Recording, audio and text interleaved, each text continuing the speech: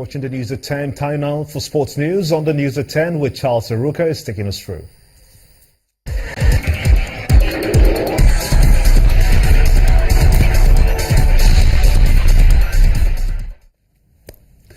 Welcome to Sports News. Nigeria Super Eagles will not be at the African Cup of Nations for the second time in a row. The three-time African champions were eliminated from the qualifier for the 2017 edition after suffering a 1-0 defeat to Egypt in Alexandria. Ramadan Sobi took advantage of a bad clearance from Nigerian defenders in the 65th minute to score. Egypt thus take an unassailable lead in Group G with 7 points, while Nigeria remain on 2 points. Egypt are returning to the tournament for the first time since 2010. But it is a shot in any case directed at goal, and it did find the net, and courtesy of that man Nazim Emaim, who took the shot. Still the jacket is still intact, the celebration is preserved. Victor Moses, he and Salah, formerly with Chelsea, represented as the Barclays Premier League. Speaking of Moses, Victor Moses finds the inside of the post, and somehow it goes back into play and curls out for the goal kick. Where in the world? Good football all round.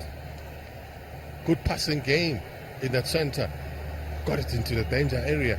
Those are the pockets of spaces that they need to try and exploit, and they did, but they were denied by the upright.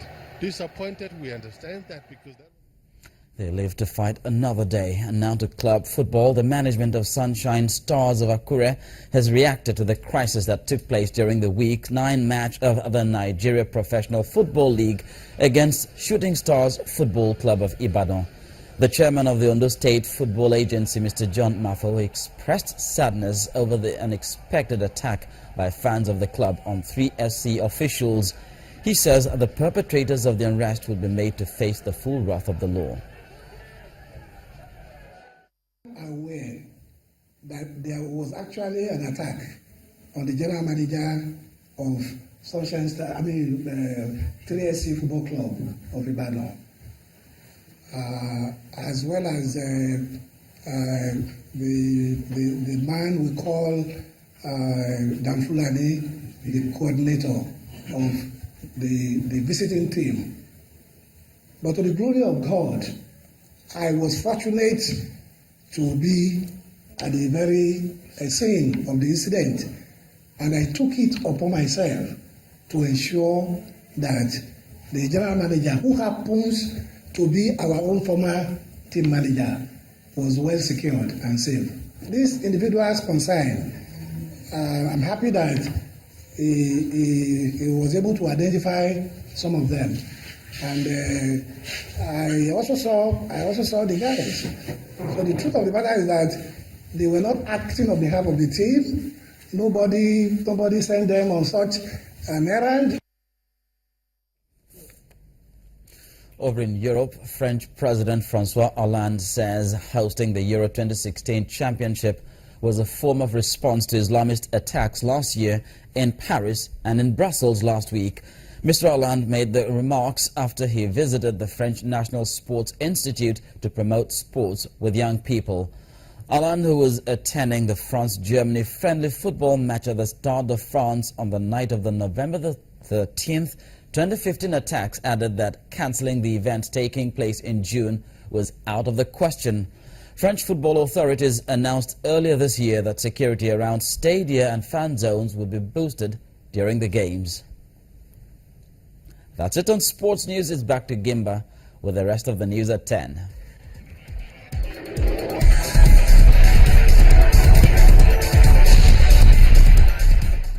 Police have found the hijacker of an Egyptian flight diverted to Cyprus used a fake suicide belt to threaten crew members and hostages aboard the flight.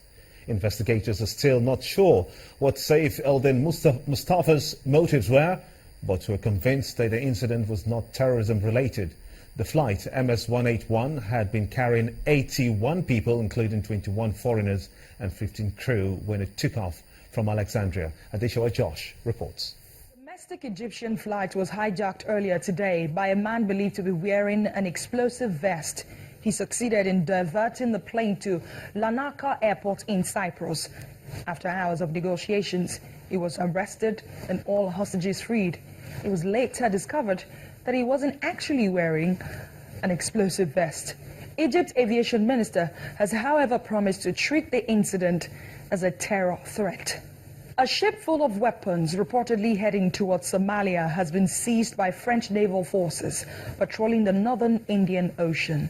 Hundreds of assault rifles, machine guns and anti-tank weapons were found. They seized the weapons under a UN embargo to prevent arms from getting to Somali Islamist militants. The chief executive officer of Brussels Airport has warned it will take months to reopen the airport fully as staff return to the site a week after it was targeted by Islamist bombers.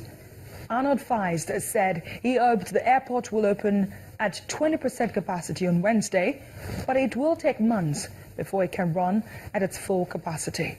The airport is carrying out tests to assess whether it can resume flights. That's the foreign news wrap-up. Gimba? And thanks indeed, Adeshwa. And the main news again.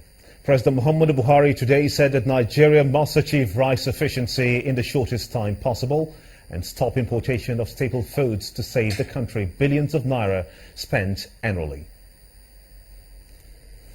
And that's it on the news at 10 tonight. I want to thank you so much indeed for being a part of it on behalf of the entire production team. Have a splendid night rest. Good night.